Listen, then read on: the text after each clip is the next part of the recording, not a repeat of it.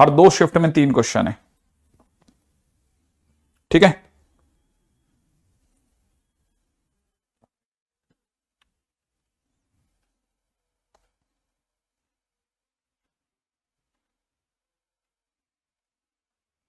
ठीक है, आइए सब बात करते हैं इस चैप्टर पे। इसको थोड़ा फटाफट से निकालेंगे क्योंकि जितना काम का उतना देख सकते हैं। सबसे पहली चीज जो हमारे को पता होनी चाहिए कि अगर बाय द वे हम लोग ax स्क्वायर प्लस में 2hxy प्लस में by स्क्वायर प्लस में 2gx प्लस में 2fy प्लस में c इक्वल टू 0 अगर लेकर के आते हैं, मान लीजिए कोई हमने अगर इस तरह की second degree non homogeneous equation लिखी, तो इलिप्स लाने के लिए हम लोगों को क्या क्या करना पड़ेगा। इलिप्स लाने के लिए एक तो हम लोगों को डेल्टा 0 नहीं रखना, पहली चीज। दूसरी बात, इसमें h स्क्वायर ab से छोटा होना चाहिए, ये पहली शर्त है, ठीक है। अब दूसरी बात पे आ जाओ। अब बात करते हैं एसेंट्रिसिटी पे, ठीक है। एसेंट्रिसिटी की अगर हम लोग बात करते हैं तो एसेंट्रिसिटी को E से दिखाते हैं। E जो होता है ना वो SP/PM का रेशियो होता है, और यहां पे एसेंट्रिसिटी 1 से छोटी होती है, तो याद रखना एक कहानी है। अब ये SP/PM क्या चीज है वो भी बताता हूं फटाफट से, ठीक है ना। हमारे पास में एक फिक्स लाइन होती है, ठीक है, जिसे हम लोग डायरेक्ट्रिक्स कहते हैं, ठीक है। एक फिक्स पॉइंट होता है जिसे हम एस कहते हैं, फिक्स पॉइंट, ठीक है। एक वेरिएबल पॉइंट होता है P, वेरिएबल पॉइंट, और ये P से हम लोग इस पे जो परपेंडिकुलर डालते हैं जहां गिरता है वो M है। SP ये दोनों के बीच की दूरी है, तो SP और PM का रेशियो इस एलिप्स के केस में हमेशा 1 से छोटा रहता है। तो पहली चीज, दूसरी चीज, 2 बातें यहां पे क्लैरिटी से रखना, ठीक है। अच्छा, अब हमारे पास में 2 तरह की इक्वेशंस होती हैं, एक होती है जनरल इक्वेशन, एक होती है स्टैंडर्ड इक्वेशन, ठीक है। तो जनरल इक्वेशन जो होती है ना वो हमेशा, ठीक है, general equation of ellipse can be find out by SP is equal to EPM। SP equal to EPM को सॉल्व करके हम लोग जनरल इक्वेशन फाइंड आउट करते हैं, याद रखना, ठीक है। तो पहली चीज ये भी पकड़ लें। तो जो भी चीजें सबसे पहले नोट्स के हिसाब से लिखते चलना, फिर उसके बाद में आगे बढ़ते हैं, ठीक है। अच्छा, अब नेक्स्ट पॉइंट के ऊपर बात करते हैं, ठीक है। हमारे पास में कहानी में हमेशा PA plus PB is equal to AB हो सकता है, PA plus PB greater than AB हो सकता है, PA plus PB less than AB हो सकता है, PA minus PB is equal to AB हो सकता है, PA माइनस PB, ठीक है, लेस देन AB हो सकता है, ठीक है, और PA minus PB greater than AB हो सकता है, ठीक है। ये P एक वेरिएबल पॉइंट है, A और B 2 फिक्स पॉइंट है, ठीक है। ये कैसे और क्या कैसे काम करता है सबसे पहले वो सिखा रहा हूं, ठीक है। 6 तरह की संभावनाएं दिखा रहा हूं। A और B 2 फिक्स पॉइंट है, ये A है ये B है। P क्या चीज है, P कहीं पे भी एक पॉइंट है, इस तरह से कि आपने P से A को जोड़ा, P से B को जोड़ा, PA और PB को जब जोड़ा तो वो AB के बराबर आ गया। तो इसका मतलब ये कि P बीच में कहीं पे भी हो सकता था, ठीक है, P बीच में कहीं पे भी हो सकता। तो इसका मतलब ये कि P का जो लोकस होगा वो एक स्ट्रेट लाइन होगा जो कि AB बनाएगी। तो लोकस ऑफ P, ठीक है, यहां लिख देते हैं लोकस ऑफ P। यहां से मुझे क्या मिला, स्ट्रेट लाइन मिलेगी, एक स्ट्रेट लाइन। यहां से मुझे एक स्ट्रेट लाइन मिलेगी, स्ट्रेट लाइन, ठीक है। अच्छा, अगर by the way PA plus PB is greater than AB हो गया, तो PA plus PB is greater than AB हमेशा एक ट्राइंगल बनाएगा, क्योंकि 2 लाइनों का सम तीसरी से बड़ा है तो एक ट्राइंगल बनाएगा, और ट्राइंगल हमेशा इलिप्स में होता है। ये भी ध्यान रखना, कैसे और क्या वो बताता हूं आपको समझना। ये हमारे 2 फिक्स पॉइंट है A और B। P यहां पे कहीं पे भी हो सकता है, ठीक है। तो PA प्लस PB AB से बड़ा है, P यहां पे भी हो सकता है, PA प्लस PB का सम AB से बड़ा है, P नीचे भी हो सकता है, PA प्लस PB का सम AB से बड़ा है। तो इसका मतलब लोकस ऑफ P जो होगा वो हमेशा क्या बनाएगा, एलिप्स बनाएगा। अब यहां देखा जाए PA प्लस PB AB से छोटा, ये संभावना पॉसिबल ही नहीं है। ये पॉसिबल ही नहीं है कि किसी भी ट्राइंगल के अंदर, किसी भी ट्राइंगल में 2 साइड्स का सम अगर तीसरे के बराबर है, इसका मतलब ये कि ट्राइंगल का एरिया 0 है, माने तीनों कोलिनियर है, माने स्ट्रेट लाइन बनाएंगे। अगर बाय द किसी ट्राइंगल के अंदर 2 साइड्स का सम तीसरे से बड़ा है, माने नॉर्मल ट्राइंगल बनेगा और वो इलिप्स क्रिएट करेगा। 2 साइड्स का सम तीसरे से छोटा संभव ही नहीं है। इसका मतलब पूरी कहानी में नो लोकस क्रिएट होगा, इस पूरी कहानी में कोई लोकस ही नहीं बन पाएगा। अब आते हैं P A minus P B is equal to A B पे। ये सपोज करो ए है, ये सपोज करो बी है, राइट है।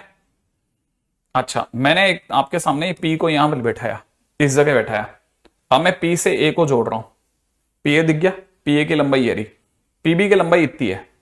अगर मैं पी ए में से पी बी हटा दूं तो क्या ए बी नहीं रह जाएगा? तो इसका मतलब ये कि पी यहां हो सकता है, पी यहां पे भी हो सकता है। मैं पीए में से पीबी, पीबी इतना छोटू सा रह जाएगा, इसको हटा दो, ए बी रह जाएगा। तो पीए में से पीबी अगर मैं हटाता हूं तो मेरे को जो पी मिलेगा वो एक स्ट्रेट लाइन क्रिएट करता हूं मिलेगा, लेकिन डाइवर्जिंग, डाइवर्जिंग माने बाहर की ओर, या तो बी से बाहर की ओर या ए से बाहर की ओर।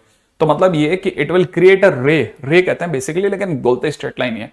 तो it will again creating a straight line, सही है। तो PA minus PB again creating a straight line. अब आते हैं इस पे, PA minus PB is greater than A B. अगर ये कभी भी होता है तो it will always create a hyperbola. ये जरूर ध्यान रख लेना, इसको मैं हाइपरबोला के टाइम पे ही बताऊंगा। और यहां पर ये कभी भी संभव नहीं है, अगेन नो लोकस। वैसे भी दो साइड्स का डिफरेंस, किसी भी ट्राइंगल की दो साइड्स का डिफरेंस तीसरी से छोटा नहीं हो सकता, ठीक है। ये भी जरूर ध्यान रखना, ये भी ट्राइंगल के लॉ के खिलाफ है, तो नो लोकस। तो इन दो केस में कोई लोकस नहीं मिलता, लेकिन ऊपर के दो और लास्ट के दो, ये दिख रहे हो, तो इन दो में हमारे को लोकस मिलता है। और हमारी अलग अलग कहानियां चलती हैं, ठीक है। ये सब चीजें हम लोगों ने कॉम्प्लेक्स के दौरान भी सीखा था, ठीक है। एक चीज तो इसका मतलब ये कि हमारे हमारी कहानी में अब ये वाली कहानी है। तो P A plus P B is greater than A B हमारी लोकस का मतलब इलिप्स का बेस है, ठीक है। इलिप्स का बेस यही है,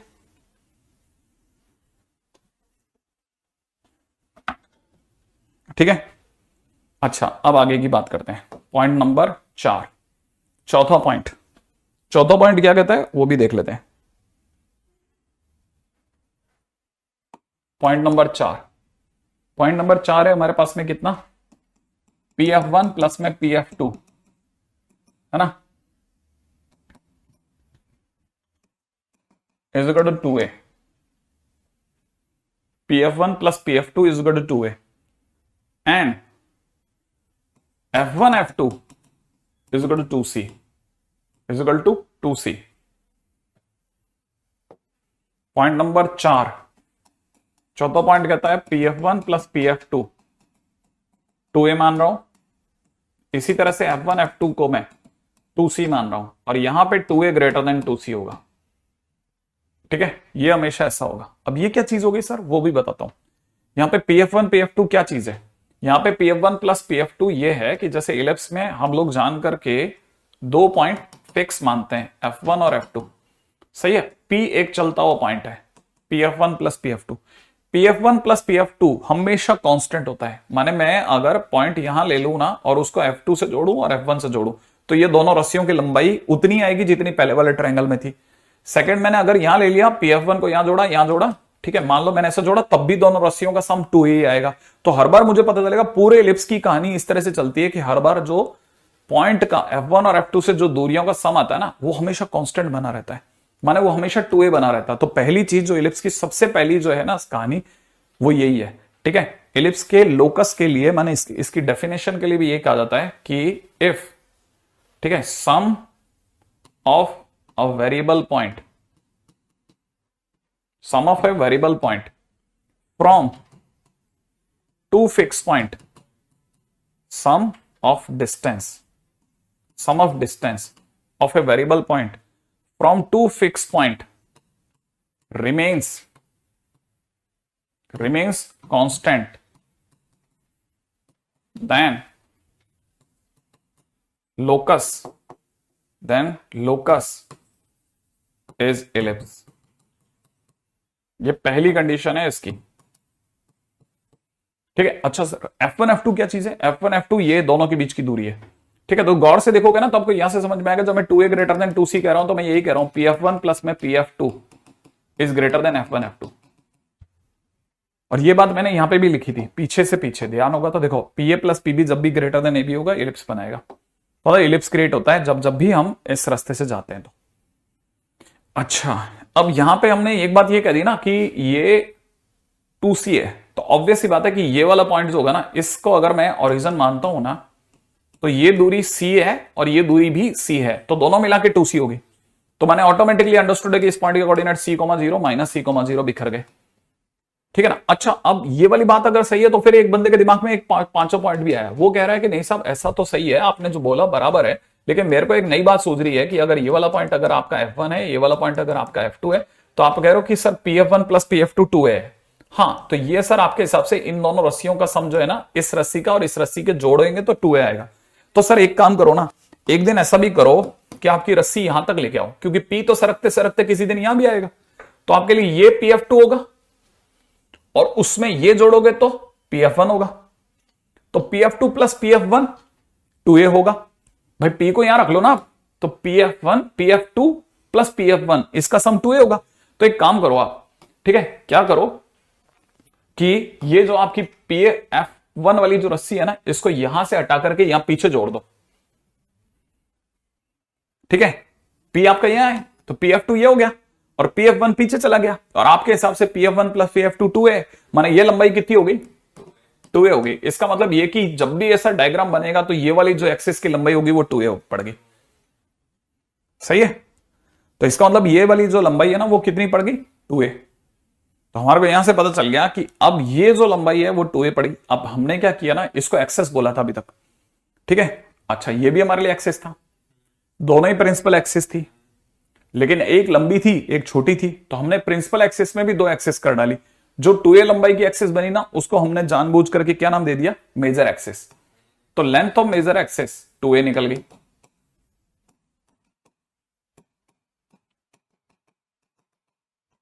ठीक है, ये हमारे लिए फिक्स हो गया। अच्छा, अब तक हम ये गाते आ रहे थे कि ये वाला पॉइंट जो है ना x1 x,y है, ये वेरिएबल पॉइंट है। इस पॉइंट को हम लोगों ने c,0 बोल ही दिया था, इस वाले पॉइंट को माइनस c,0 बोल दिया था। ठीक है ना। तो हमने जब ये निकाला तो हमारे को पता चला था कि हमारा PF1 निकला था x माइनस सी का होल स्क्वायर प्लस में y माइनस 0 का होल स्क्वायर। PF2 निकल रहा था x प्लस सी का होल स्क्वायर प्लस में y माइनस 0 का होल स्क्वायर, और इजिकल टू में 2a। PF1 प्लस PF2 की वैल्यू 2a। इसको हमने स्क्वायर किया, ढीम का फलाना। आफ्टर सॉल्विंग जब हम लोग निकाल के लाए ना, तो हम लोगों के पास में आंसर बना X square by A square Y square by A square minus C square is equal to 1 जैसा बन गया।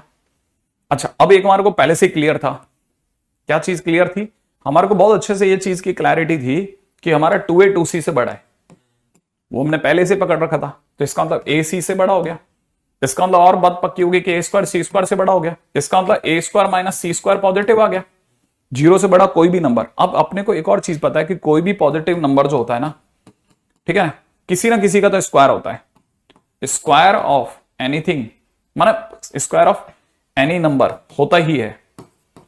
सही है ना। जैसे कोई मेरे से पूछे कि सर बताओ 3 किसका स्क्वायर है, तो मैं क्या बोलूंगा, √3 का। किसी ने मेरे से पूछा 9 किसका स्क्वायर है, मैं बोलूंगा 3 का। किसी ने बोला सर 7.6 का स्क्वायर है, तो मैं कहूंगा √7.6 का।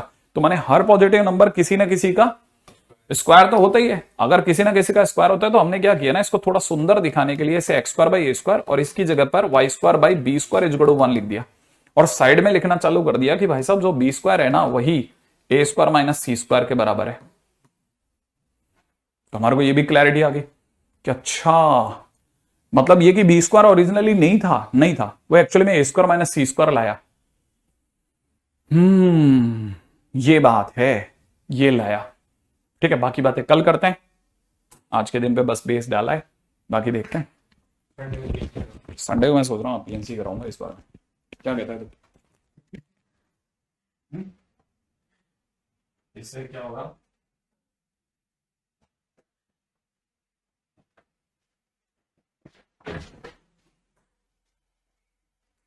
इससे क्या होगा